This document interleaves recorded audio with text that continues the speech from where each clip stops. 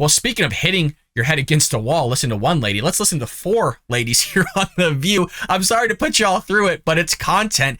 And it's just, The View sums up the progressive left. The View sums up where the Democrat Party is at in terms of ideology, because they listen to all of them, and then they go on their station here on The View, on ABC, and they just regurgitate what all the Democrats are saying and spewing. So this is in regard to abortion, once again, because the whole Kansas thing has everybody up in an uproar about what happened. And they have a guest here, and forgive me, her name's slipping my mind at the moment, but she's a pro-life person. She clearly seems to be religious in the words that she says. And then Whoopi Goldberg, Joy Behar, and the others kind of just say a little bit of asinine things and kind of oddball in terms of religion. I'm not saying it's all wrong, but it's also really weird at the same time. Let's go ahead and roll it. And this is all I really want to say about it, is that people like Herschel Walker, who's running, he supports abortion bans without any exceptions for rape, incest, or the health of the mother. Now, in 1979, I had an ectopic pregnancy. Mm-hmm. I'll tell you what an ectopic pregnancy is, in case you don't know, and I almost died. Right. So the fetus is growing in the fallopian tube. And there is nowhere to go from that. You can't give birth from your fallopian tube.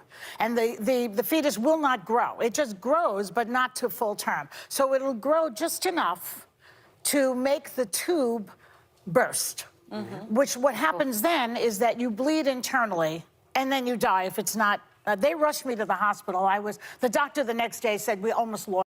Okay, even before she gets to whatever she's going to say, this is where that poll comes into effect of them utilizing, Democrats will utilize this all the time, saying, oh, well, majority of Republicans approve of some sort of abortion.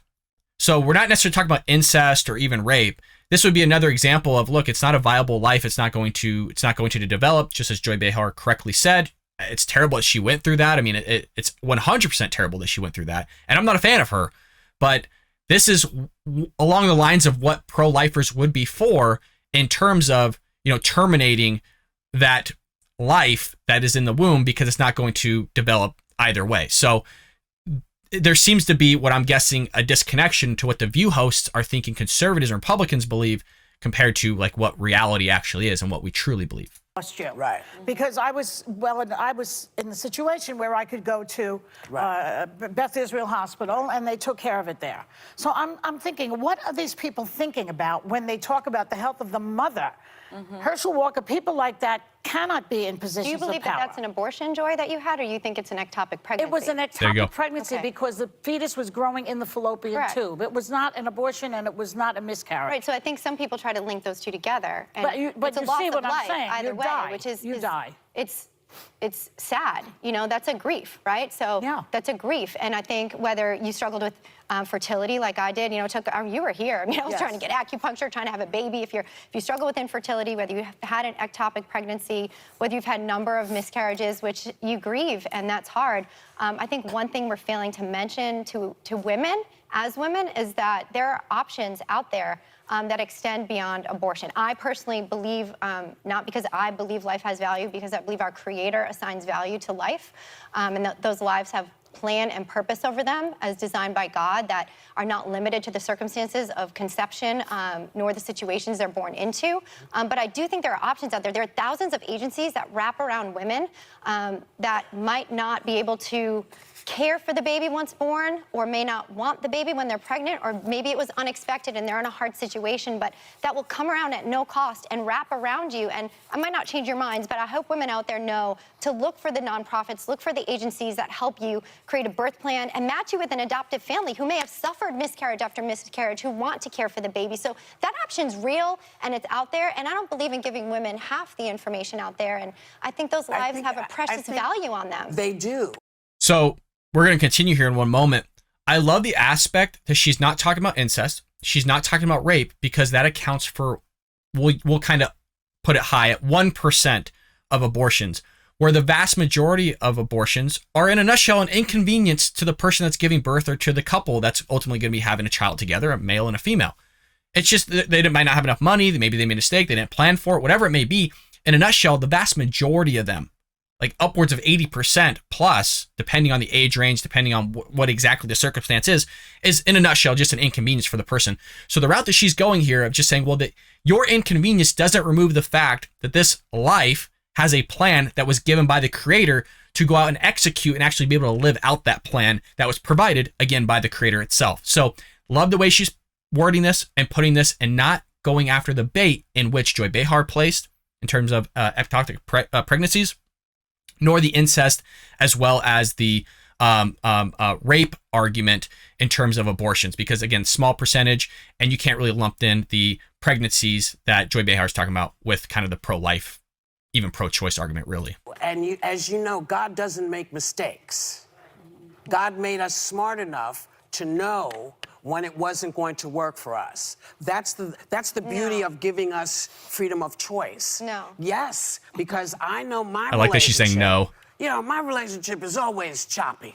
With God. It's always choppy. With God? With God, always, because I have a lot of questions. You're his favorite, I think. Listen, I have no doubt, but I also know that God made me smart enough to know that if there are alternatives out there that can work for me, I will investigate them. But I also know God said, do unto others as you would have them do unto you. I will not make that decision for anybody. What about the life in the womb? You know, I will say this, that life has a plan and a purpose designed by God. I don't believe there's any circumstance where we should give the death penalty to an innocent life. I love that you feel that way. And that's why I brought this towel. It's great. For all of you.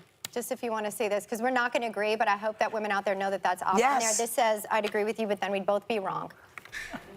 I like it. And I love you all. And I say this to you with love in my heart. Listen, I don't ever think that I can make any decision for you and your family that you are not smart enough to make for yourself. And God knows my... Isn't that an amazing statement? We're going to end it there because they go to a commercial break, it seems like. That they're not going to make a decision for us and our families, right? But yet at the same time, they want to remove your Second Amendment rights to bear arms, to protect your family, but they're not going to infringe upon that, folks. They're not going to make that decision for us to be able to protect our families or from a usurpacious government, whether that's domestic or foreign. This is how this works. There's a double standard consistently from The View where you jump from one topic to another topic, and it's not a linear logic whatsoever. They want to remove your rights to bear arms. They want to be able to kill actual life in the womb. So this whole thing of her manipulating scripture, don't do to others as you wouldn't do to yourself, and all this stuff, it's like, you already do that, Whoopi. You already do that, Joy Behar. You already do that, the host of The View, by the things that you say and want to implement. So it's just another thing from The View here that we deal with in terms of them spouting Democrat and progressive left lies and manipulation and just quite falsehoods out there. And thankfully, you had this woman here, Elisabeth Hasselbeck, who's a guest co-host, coming out talking about how that life has a plan and that we shouldn't deviate from that plan because it's inconvenient. That's really, at the end of the day, the vast majority of abortions. Look, even if pro-lifers said, fine, those 1%, we're in hypothetical realm now, that 1% of incest and rape have an abortion, they still wouldn't be okay with it because it was supposed to be safe, legal, and rare to begin with. No longer is it rare. They want everybody to have it. They want it to have a blanket all over till the point of birth and sometimes after birth to have an abortion. So it's not rare. And this is what they're pushing here. This is the stuff they're peddling. They're a bunch of liars. And look, just all I can do is encourage everybody on the show to take a moment, read about Griswold v. Connecticut. It doesn't take long. And then read how that tracks into Roe v. Wade. And I have a major announcement about both of those here coming this fall. So if you don't want to go check it out yourself, I have a major announcement at some point here, hopefully in the next about month or two, that I could present all of you that will help you with this whole understanding of Roe v. Wade.